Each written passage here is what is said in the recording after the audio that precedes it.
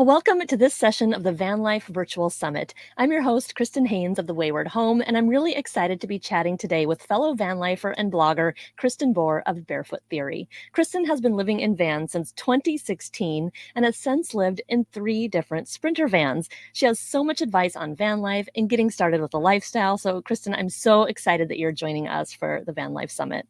Yeah. Hey, Kristen. Thank you so much for having me. Should be a good talk.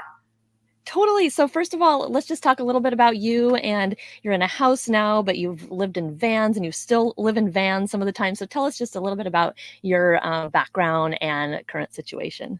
Sure. So I've been blogging at Bearfoot Theory for almost 10 years. It'll be 10 years in June. I write all about hiking and camping and van life. I got my first van in 2016. I've had 2 Sprinter vans since, and kind of my routine is I did full-time van life for the first 2 years, apartment free. And then after that, I decided that I wanted a home base for the winter to come back to. So my home base is in Utah, and for the last 6 years we've been, or however many years we've been, my partner Ryan and I and our 2 dogs have been on the road for about 7 or 8 months a year, and then we come home in the winter. And then last year I had a baby, so we were only on the road for a couple of months, when between like 4 and 6 months old, and then we decided that we were going to stay home for a little bit. So we're just letting him grow up a little bit before we hit the road again, but we're hoping to take some trips in our van this summer. Yeah, and I also love that you have that combination between van life and house life. Like I have a combo of van life and boat life and sometimes house sitting, where I think sometimes breaking it up can be beneficial. Yeah, well, I think especially like as a business, like if you're trying to run a business from a van full time, it can be pretty challenging just getting in like a good routine of work. But mostly like if you're trying to tackle like a bigger project that requires like a lot of computer time, it can be pretty draining to do that in a van. So like my routine has kind of been like be on the road in the summer, create content for my blog in terms of like the photography and the stories. And then in the winter when I'm home, that's when I'm like redoing my website, like redoing like my media kit and other like bigger things that require a little bit more attention and collaboration than things that I need to do when I'm on the road. Very true. And so, yeah, so I wanted to start off by talking about, getting started with van life. I know that when people launch from a house or an apartment right into a van, I think there's so many huge changes that they're not really, maybe not prepared for. Maybe they've done their research, but I think there's a lot of reality that happens when you first just start driving that van and searching for campsites. So I wanted to talk a little bit about like what that's like. Like, what advice would you give people with that expectation versus reality of getting started? Yeah, well, I think, it's easy to obviously like you've had this van life dream for probably a long time and it's finally here. And there's so many like little decisions to make. Like, what are you going to like, what are you going to do with all your stuff? Are you going to like keep your home? Are you going to move out? Like even things like health insurance and car insurance, like those, there's lots of little decisions. And so sometimes you get bogged down in those, and then like the day comes where you're leaving and you're like, oh gosh, okay, like where do I go? Like maybe you haven't even like really thought about your overall plan because you've been like busy dealing with all like the rest of the logistics in your life. When I first left in my van in 2016, I unfortunately had some issues with my first van where it wasn't as well built as I had hoped for. And so I was dealing with like a lot of repairs, which was a bummer, frankly. But just as far as like, I was traveling by myself. So, finding campsites I was more fearful of like where I was camping. Like I was paying more for camping than I do now, obviously. Now we mostly stay in free campsites, but at the time I was like, oh, maybe I do want to be around other people. I don't want to be like, I was just more nervous to like get off the beaten path. And, but, over time you build confidence and you like learn the tools and the apps and you talk to people and you get advice and you slowly start to get into your groove. But I think, another mistake that I think a lot of people make when they first start is like just trying to like see everything. Like, oh, I'm going to go to 12 states in 2 months. And you're kind of like, and I think if you're planning on doing van life over the long term, like there's really no reason to rush. So I think just kind of like realizing that you don't have to travel the same way that you do when you're like working a 9 to 5 job, where you're like, okay, I have a 3-day weekend. I want to like do this, this, and this, and this, and this. And like, I have 3 days to do it. So like, let's just try to cram it all in. Where this van life, it really allows you to slow down. So I think there's sort of like a transition period in like your personality almost. Like I used to be like pretty type A when it came to like travel planning, and through van life over the years, I really learned to like let loose and go with the flow, and like realizing that the big benefit of having a van is being able to be spontaneous. And yeah, there's like a period of transition there where it just doesn't happen overnight. Yeah, that's very true because I think some people don't realize that we're also really dependent on weather. And so let's say you want to go one place like a national park, but the weather's scorching or there's a fire, and you're like, "Oh, I just have to fully change my plans." And so I think that's Yeah, something people don't realize sometimes. yeah.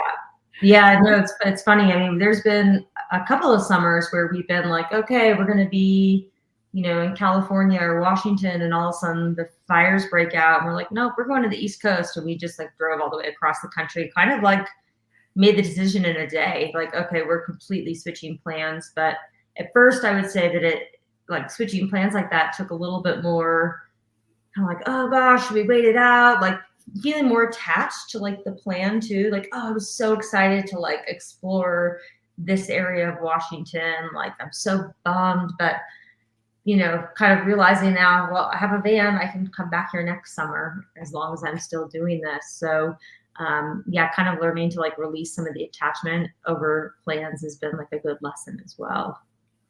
Totally, and one thing I've realized, because my mom has a Class A RV, is she plans her trips to a T, like, everything has to be booked because the rig is so large, and I think with the van, what's neat is that you can go on these apps and find camping, like, pretty easily, like, what apps do you love for this, and how would you recommend people go through this campsite process? Sure.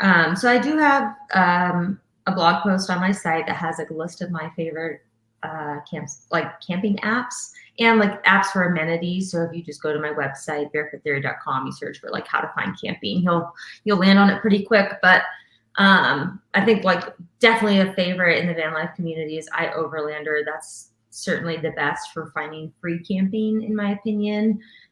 It's like a user generated app where people, like other campers, add sites that they come across and stay at. They can leave reviews of the places that they've stayed at. They're already in the app. They can add photos. So it's really helpful. And I think that the information there is like, it's really community driven. So that's really great. And that you can also find like amenities like showers and dump stations. It's not like my go-to for those types of services, but it's all in there, and it's a free app. So there's no ads or anything. So it's like really, I think it's a nonprofit, the people who are running it. So, and I think if you're traveling globally, like say you want to drive down to Baja or Mexico, other parts of Mexico or South America in your van, like I haven't done that yet, but I think it's one of the best resources for those regions as well. And then, so that's kind of like where, like, it's just as far as like travel planning, like when we kind of how it works for me is when we're deciding, okay, we're going to be in, let's just say Crested Butte. And I'm kind of like, okay, I know I want to hike X, Y, and Z trails.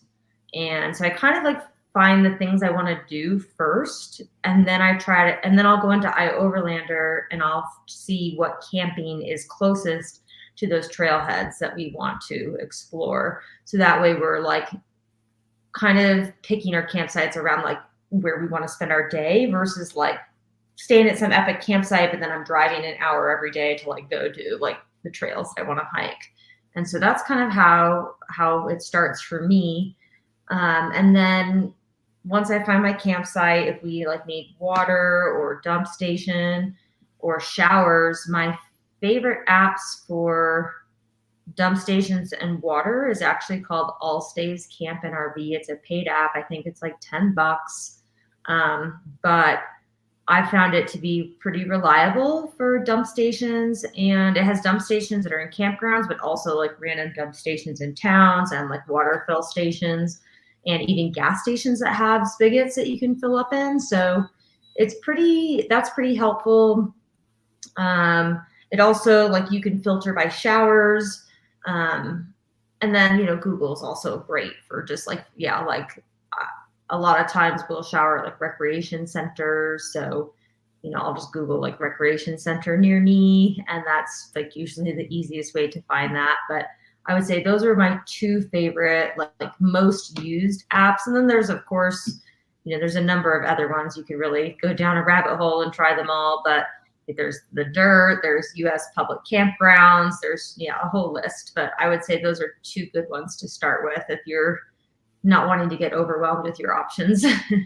Yeah, I know about all the different apps, and it's funny because I only use two as well. I use iOverlander, and then I do use the Dirt for more like the shower situation, or to see what campgrounds are near me if I'm craving a campground, which happens sometimes. But yeah, I haven't used All Stays yet. That's interesting. I'll have to check that one out. So you use the dump station just for water fill purposes? Yeah, dump stations, and then usually I guess because we don't have like in my first van I had like a cassette toilet, like a portable cassette toilet, so I use that to find dump stations to dump that in.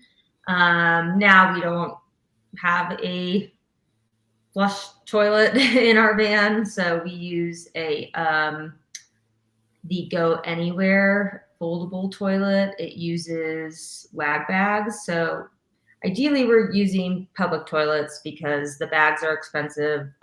They're not like very eco-friendly, obviously, so it's not my top choice. But for like the few times that we do need to go number two in the van, like that's what we use. And then we use pee jars for number one. So and then those can just be dumped in a public toilet if you're at a campground, or if you're wild camping, you can dump it in the dirt somewhere. Totally. Yep. That sounds like what we do too with that. And yeah, so I'm wanting to talk about like when people are starting and they're wondering like, oh, what do I absolutely need in my van? Like, I think it's hard to go from a house or an apartment to figuring out what to put in a van. The space is so small. So, I mean, what would you recommend in terms of how to approach that and how to think about what to bring? Sure. Yeah, it's so funny because so my first van, I had hardly any storage. And so I really had I had like a pull-out couch that was like a workstation that became a bed. So I didn't have like a garage space in my van. Like I just had very little room to store things. So I had to be really picky in that van. And it was mostly just like clothes. I had like a foldable electric bike that was like kind of a hassle. It had to like take it out and like lock it up outside the van every night, which I would not recommend. And but then when I got my second van, I had like way more storage, and it was like, oh, I'm bringing everything. We had like 2 mountain bikes, 2 paddle boards. At one point we had 2 pack rafts. Like, we have dogs. We had like all the dog gear and clothes for all 4 seasons, and probably skis in there at some point too. And it just like clutter in your house, like clutter in your van's even worse, because like you already have so little space. And when like your van is packed to the gills, it's like really frustrating, because like inevitably you're going to collect a couple things here and there as you travel, and then there's like nowhere to put them if you don't have any room to begin with. So I really encourage people to like, you really have to like sit down and think about like, okay, like how often do I paddleboard at home? Okay, if I paddleboard once a year at home, I probably don't need to bring paddleboards in my van. Now, if you're a paddleboard enthusiast and you're paddleboarding like, twice a month or like every weekend, then that's probably something that you're going to miss if you don't have it in your van. So I think obviously traveling in a van has more opportunities to paddleboard than you might at home. But like, if it's not an activity that you're like seeking out in your normal life as something you want to do regularly, it's probably not worth bringing in your van. And so kind of like picking like what your top activities are. I mean, obviously hiking is like probably something that a lot of van lifers do. And luckily, hiking gear doesn't like require that much space in your van. But like, are you going to backpack? Because like, if you're going to go on one backpacking trip a year, like maybe, I don't know, you really have to like decide, is it worth bringing this stuff? And maybe that one backpacking trip is something you've been like dreaming about for ages, and so it's worth bringing. But if you don't have that like in your plan, then maybe you don't need backpacking gear either. And yeah, just really trying to prioritize. I have some resources on my website for that as well. I have like a little worksheet that people can download in the resources area that kind of helps you like walk through your priorities. But yeah, so I think you just have to sit and take a hard look before you just start, like, maybe in your garage, you can start like, or your apartment or wherever you live before you load up your van. You can start with like, okay, if I had endless room, this is what I would bring. And then you slowly start to like pick things out. Like, okay, this isn't coming. And then you decide what to do with those things that aren't coming. If you're going to put them in storage or sell them, or you're going to keep your house, you can just leave it in your garage. But I will say I mean, obviously having a house and a van is a luxury that I'm truly grateful for. And I will say that that's one really nice thing about having a home base is like, I'm like, okay, well, we're not going to bring the skis because we'll just leave them in the garage. And when we go home for winter, if we're going to go back out in the van, we'll just like swap out the gear. And so it makes it a little bit easier to make decisions when you're not like feeling like it's such a permanent choice. Yeah, that's so true. I was kind of cracking up through this because before I met my partner, Tom, my main activities are like ballroom dancing, which is a pair of shoes, and hiking, which is a pair of shoes. And I met him and he does windsurfing and surfing and paddle boarding. And we just got mountain bikes. And all this gear is literally in like on the outside of the van, which is absolutely hilarious. We look like a gear hauler, but he uses it all the time and now I use it. It's like it's just hilarious to like think about all this gear, but luckily we use it. But it is a good idea to think about like what you use. And we have a boat, which we could leave some stuff behind if necessary. So there's a couple surfboards on the boat we don't have. But yeah, I like your tips about like, do you actually do that activity enough? Because it's like we have a very full van and the outside is very laden with crap. So it's good to think about. Yeah, well, and having to store stuff outside your van is a security risk too, because it makes your van more obvious that like there's expensive stuff in that van because there's expensive stuff on the outside of the van. And people can make assumptions anyways, but it kind of makes you stick out a little bit more when you have more stuff just like hanging outside and on the roof and all that. Yeah. So yeah, that's just something to keep in mind. And another thought is like, okay, if I do bring this and I don't use it, like, can I ship it home? Is it like so big and bulky that like I can't get rid of it? If it's like little items, you can always, like, I don't know, maybe you have a French press and you don't use that, because you use, I don't know, instant coffee, for example. You can always send the French press home, but you're probably not going to ship a paddleboard home. So, you can always like the little things, you can send a box home after a couple of months and say, I'm not really using this. This is just taking up space. And like same with clothes. I think overpacking clothes is definitely a thing that people do as well. It's so funny because, and I still do it after, now so this is my 8th year of like doing some version of van life, and I still overpack like every time we take off as far as clothing. And then we get out there and I'm like, oh, it's just so much easier to put on the shirt and the shorts that I was wearing yesterday than to like get out my packing cubes and like take out a new outfit and then like put my old outfit away, like fold it up so it like stays tidy. So you end up like re-wearing the same things over and over and over again. And then you're like, oh, I have all these packing cubes with like clothes that I just like haven't worn. And then you're like, oh, all my favorite things are dirty now, so I better go wash them. And then you're doing laundry before you've even like worn all the things that you have. Yep. Yeah, I can totally relate to that. I sometimes wear the same shirt for like a few days in a row. It's like if it doesn't smell, I just gotta keep wearing it. Yeah. Well, that's, you know, 'cause you're like, I'm just going on another hike today. Why should I get my clean shirt dirty? Exactly. Yeah, overpacking is a constant problem for me as well, and I'm always getting rid of stuff and trying to figure out what do I need. And I think since I live in here full time, I need to have like everything I possibly own in the van. And that includes like nice outfits for, going out to eat sometimes or meeting family and Mhm. friends. So I have this whole variety, and we flew to Europe and I'm like, I want to bring some nice clothes. So it's Yeah. funny. There's just like so many random different types of clothes in the van, and like I have to whittle it down to like two nice outfits and like the rest is Um, hiking gear basically.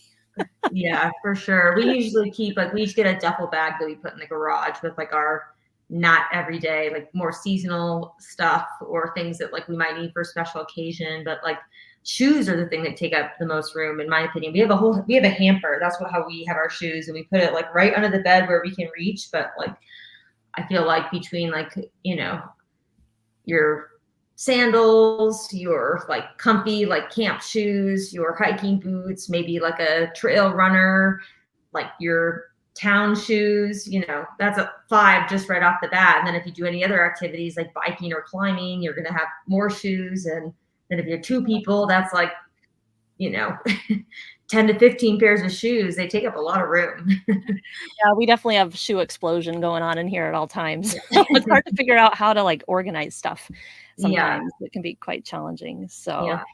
Might yeah. should do Yeah. that. So as far as like getting organized, what I did, which was so helpful, is we have a container store here in Salt Lake, and they have like bins of like every size. And I took all the measurements of like every nook and cranny in my van and every cabinet. And I went there with my van, and then I went in the store and I found bins that were like the right size for each like compartment. And then I like, you know, I bought them, took them out to, they don't, I don't think they do this anymore, but like before the pandemic, they let you just like take the stuff out to your van and like put it in there and like make sure it fits. And then someone would even like came out to my van with me, like a worker from the store. And then like whatever didn't work, I just put back on the shelf. And then I bought what did work. I don't think they didn't do that last time I was there, but you know, you can still take it out. And then if it doesn't fit, you can just go return it. So you're not like, you know, so you're getting like organized right on the spot. And that was super helpful to just have like stuff contained even in the like upper cabinets, like, you know, your spices and your toiletries. Like there's a bin for everything in our van. And that's how we keep things like as tidy as possible. I like that idea, and the packing cube idea as well. These compression packing cubes, if people don't know what those are, like a vital resource for sure.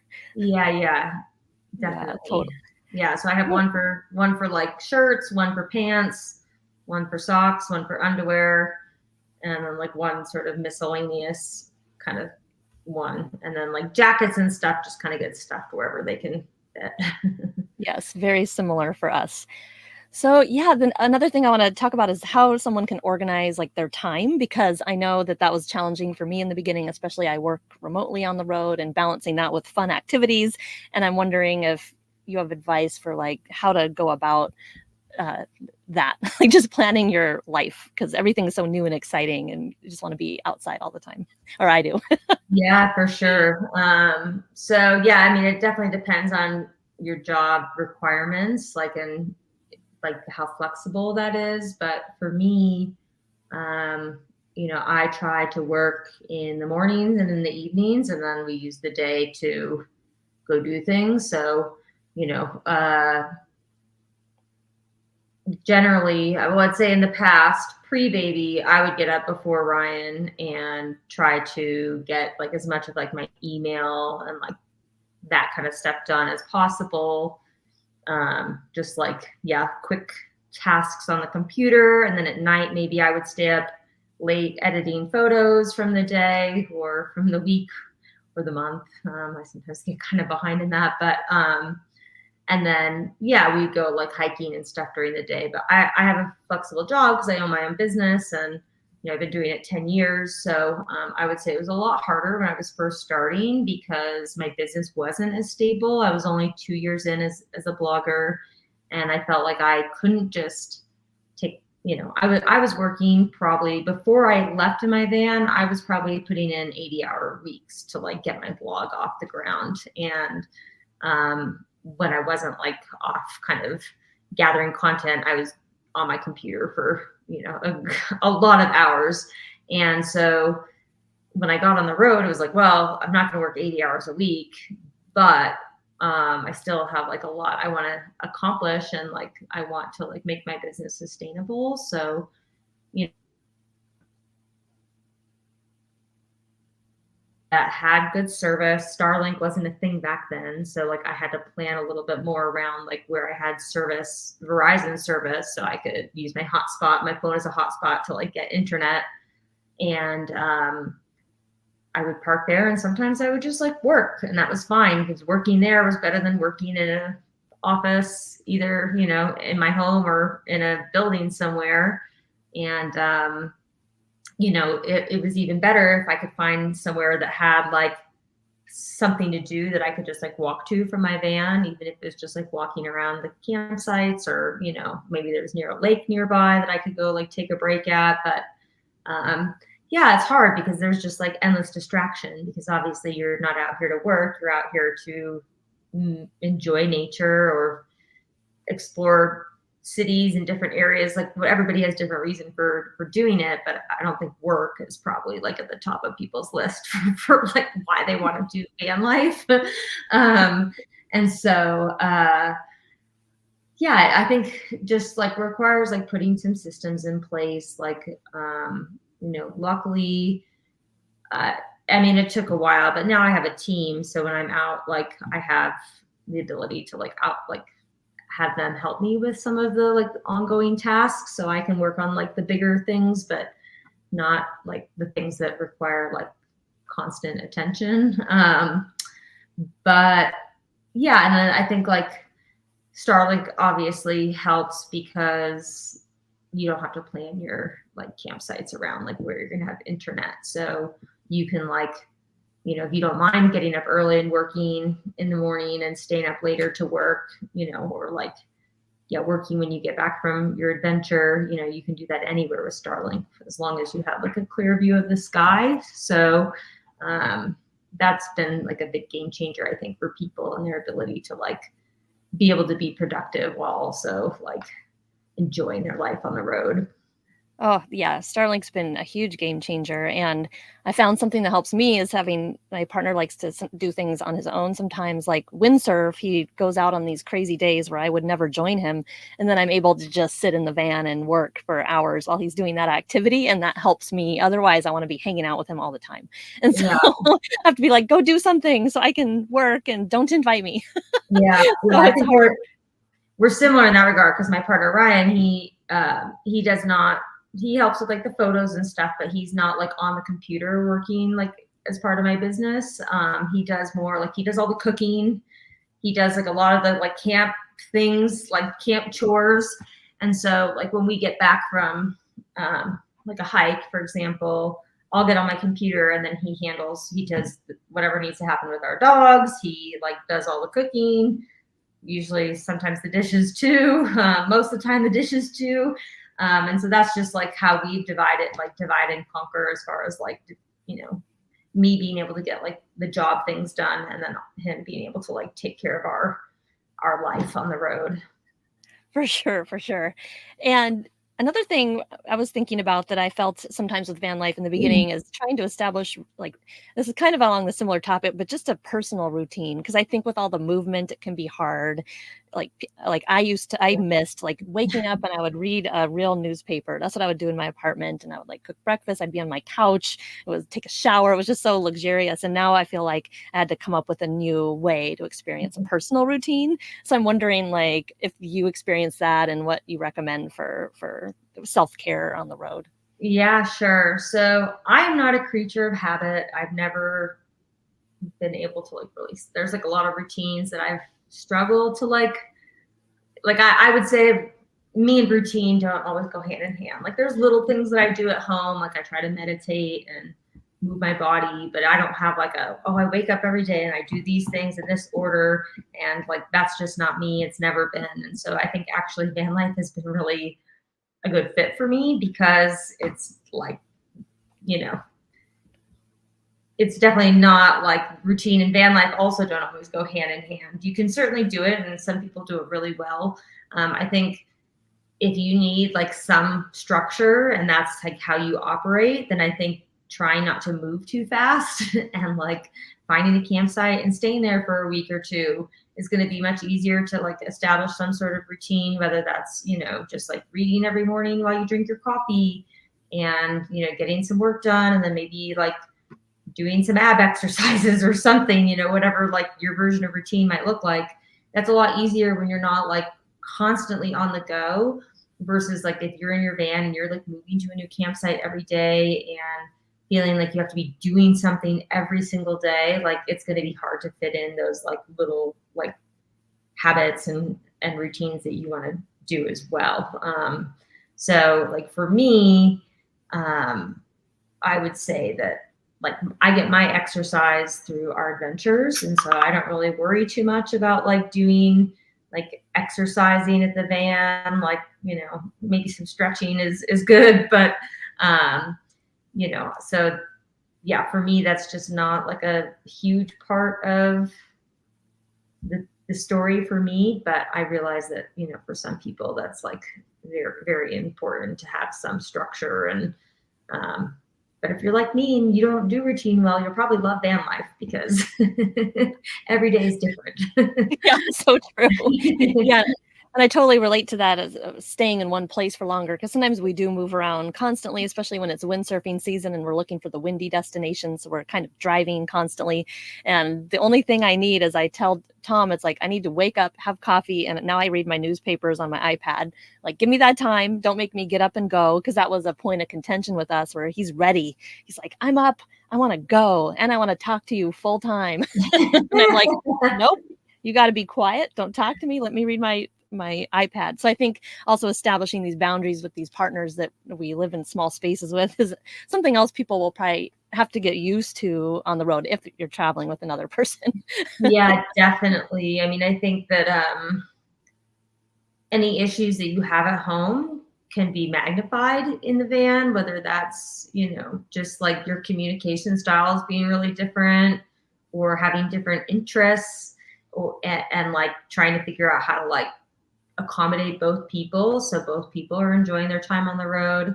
I think just little things can flare up when you don't have like a lot of like space, you know, and like the clutter, and you know, maybe one person's messier than the other. Like that can really, yeah, it just all becomes like magnified in the van. So I think for Ryan and I, our biggest, like I would say, our most recurrent argument is whether the van is flat. He could sleep like, you know, this, and I need it like perfectly flat, or I like don't sleep at all. And like, it's like, okay, I'm gonna get out. You park the van, okay? And then he sits and I forward, back, forward, back, forward, back, and then it's like ends up just as crooked as it was to begin with. At least, you know, I'm like, well, at least I tried, you know. That cracks me up. Kind of learning what people's buttons, like what your partner's buttons are, and like just kind of learning how to navigate that. It takes a little time for sure. And you know, now it's kind of like, okay, like I know this is going to be an issue, so like again, let me just get in the driver's seat. You get out, go play fetch with the dogs while I try to park the van. You know what's funny is Tom is like you, and he actually molded and glued a bubble on our front dash. So it's Oh my always gosh. level, so he can see when the van is level, it's in the bubble. Because like me, I can sleep if my head's low, and he's like, oh my gosh, my head can't be low. So he does it, and he levels it with these blocks we carry around, and he makes sure the bubble is in the right place. I'm like, you do that. It's cool. Yeah, those blocks are really handy. Actually, we like just got them last summer for the first time, and I don't know how we survived so long without them. Like we just like deal with it, or like again, like get an argument as one of us is like trying to park the van, or like trying to like stack some rocks and like sticks to like drive a tire up on. And we just got some at Walmart, and they're like $20. I was like, oh my gosh, we should have gotten these like years ago. But it's like super helpful. And we actually use 2x4s. We don't even have real leveling blocks, but they nice. work. Yeah, that works too. Yeah, we've done the rock thing, and man, that can be pretty challenging. Oh So yeah, yeah. it's hilarious. So let's see, we were going to talk about the budgeting of van life too, and costs and expectations of what someone might need or what their biggest costs are on the road. What would your advice be for that? Yeah, so my biggest costs tend to be gas and food.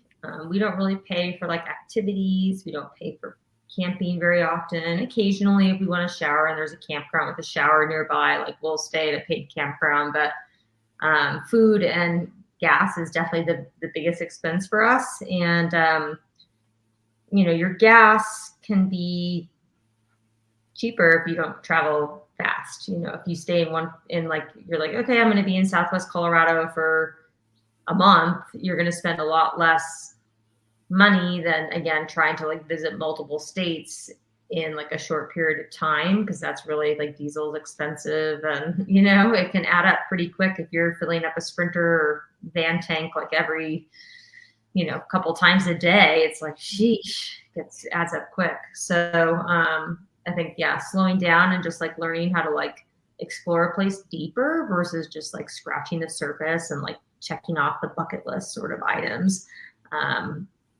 That's going to be a more expensive way to travel. And then, yeah, as far as food, dining out, like if you treat your van life like a vacation, it's going to be a lot more expensive than if you treat it as if like you're living at home. Like, okay, at home, we cook our food, we like grocery shop, we, try to like eat our leftovers, that kind of thing. Where if you're on vacation, you're like, oh, I want to try this restaurant and that restaurant and like all the restaurants, that's going to add up quick as well. So it's hard to like give an exact number because everybody has different travel styles, and van life can be done very frugally if you're like, yeah, cooking all your meals, shopping like at places like the grocery outlet, and like those kind of stores. If you're camping for free, you're like slow travel, like you can do it pretty inexpensively. But yeah, if you're like, oh, I'm going to drive across the country and back in the summer, and I'm going to like go to all these places and visit every national park where there's no free camping, I have to pay for camping every night, like that's going to be a whole different story. So I think before you leave, kind of,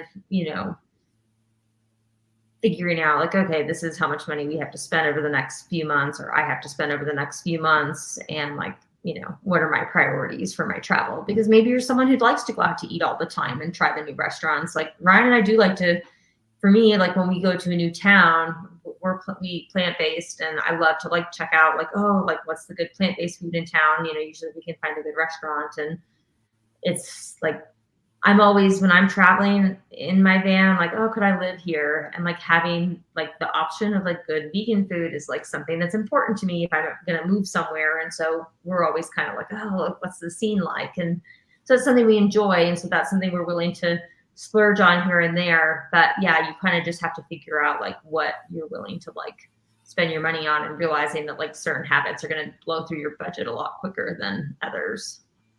Yeah, so true. Those are our biggest expenditures as well, the diesel and the food. And even when we cook at home all the time, I find that my food bill is still high because I'm buying like organic things, I'm buying Same. Asian sauces, and it's just like it's shocking how much money I spend because we eat vegetarian food. I'm not even buying meat and it's still it's expensive. Yeah. Wild. So just, and it depends on like, yeah, where you shop, what you eat. Wow, there's so many Yeah. variables to think about. But Yeah. And I think, if you're someone who has a hard time budgeting at home, you're probably just like the activities that you do at home. If you have a hard time budgeting at home, you're probably going to have an even harder time budgeting on the road, because there's just like, there is things to spend money on when you're traveling all the time. The good news is there's no like, I mean, you can get Amazon packages, but it's not as easy as it is like when you're at home, like to just like buy things online. Like in a van, you really have to think about your purchases because there's no room for things. And so, I would say like the accumulation of stuff and like spending on belongings doesn't happen as much as it does in a home, but like, you're probably going to be tempted to spend more on like experiences and food and like checking new things out and that kind of thing. yeah, very true. So I'm trying to think of what else people need to know. I know we've covered a ton of content for new people. Is there anything that we missed? I'm racking my brain. I'm trying to figure it out. I'm sure there is, but is there anything that comes to your mind? Yeah, I mean, I think that pretty much, I think, yeah, those are some good basics. I know like a lot of people have like questions about like health insurance is something that comes up a lot. Like people email me about, and that's kind of tricky with health insurance. Like for example, my partner Ryan, he's type 1 diabetic, and so like we have to have health insurance, and he has like needs to get insulin like every so often on the road. So what we do for him, so we get our insurance through healthcare.gov because I'm self-employed, so I don't have like any access to like any sort of employer plan or anything like that. If you do, you're lucky, but if you don't have access to that kind of thing, like healthcare.gov, but you just have to be cautious because like once you leave your state, like your health insurance, like you might not have access to like the same care outside of your state lines. And so that's just something to pay attention to when you're picking a plan. But like, and then as far as like picking a pharmacy, like we go to like Walgreens or Walmart, like we know, so like his prescriptions are in a system. So like if we can pretty much get them filled anywhere we go, and they can easily transfer from one pharmacy to the other versus like, picking a grocery store here that doesn't exist in the next state and like constantly having to deal with like all those like logistics of prescriptions. So yeah, I think that's something that if people have like medical needs, it's definitely, I'm sure it's on the top of their mind, but just something to be aware of. Yeah, the healthcare one is always really tricky because the state I'm a resident in, South Dakota, they do not give you a health, like a government health care if you're a nomad in South Dakota. You cannot sign up for a plan there at Oh, all wow. if you use a PMB, like a personal mailbox. So that's weird, but I couldn't go back to South Dakota for care anyway. It's too far. So I use a health share plan, which is another option for Okay. people. Yeah. So I use that, and that supposedly works all over the world, which is interesting. So it's not insurance, but it's another like option to look into. But it's Yeah. hard. It's hard to know what to do. And everyone's needs are different. Like you were saying, like I never go to the doctor. It's more for emergencies, but like your partner needs this, medication, and it's important. So there's so many factors with that. It's so Yeah. challenging. It is challenging. Yeah. So, but I think, it's, as I said, when people are first starting out, there's all these logistics that, I think just keep your eye on the prize. It can feel kind of overwhelming when you're first planning, let alone like planning out a van conversion, or like we didn't even talk about that because that's like a whole nother like, planning topic that I think that there's probably lots of other talks on at this event. But um, I think just keeping your eye on like, okay, like this will get, if you do hit bumps in the road at first, like it does get easier and eventually it becomes like second nature. And yeah, like finding campsites and showers and all that, like just becomes like, it's like, you don't have to think twice. You just like know exactly where to go, to look. And it just becomes like a normal chore, like it would be in your daily life at home. Very true. Everything becomes a routine eventually, and you just understand how things work. Like, there's one example that's funny. We used to go to laundromats all the time to do our laundry. And I recently got this device called a Scrubba wash bag, and it has an Oh yeah, I internal, saw you you've on heard of your that? Instagram or Yeah. something. I saw you on your Instagram, I think. Yes, has an internal washboard. So for the last like 2-3 months, that's all we've been using, and it's hilarious. It works really well, and we just hang our clothes to dry. Of course, you have to be in a sunny, nice climate to use it. But I'm like, wow, I think my clothes will last longer without a dryer, and it's been something that we've really enjoyed using, and that's shocking to me. So you Yeah, just that's learn new great. things always. So Well, yeah. that's great because yeah, I feel like the laundromat's like it's never a fun chore. It takes the whole day usually. It's like you just gotta sit there. So you don't want to like leave your stuff, unattended for too long. And so yeah, that's pretty smart. I'll have to give that a try next summer maybe. However, you do need a lot of water to use it, so that's one of the main issues is I'm in a boatyard now where I have endless access to water, and it would also work, but if you were in a campground for the night, for example, that's when you Yeah, can use it and you can rinse your clothes and hang them up, but you need a lot of water, probably more than a van lifer would normally carry, so that that's makes sense. something Yeah, to because think the about. rinsing is it's more you have to rinse after you. It's Yeah. not just the water in the bag. That makes Yep. sense. Yeah, a lot of rinsing, but yeah, cool. So, yeah, anything else you wanted to add? No, I think that covers it. I guess just yeah, people have want to check out my website. I have like 80 blog posts on all different aspects of van life. I'm also soon going to be offering like some one-on-one calls with people if they just have questions about how to prepare for van life. So if they sign up for my email list over on my website, they'll get notified when that becomes available.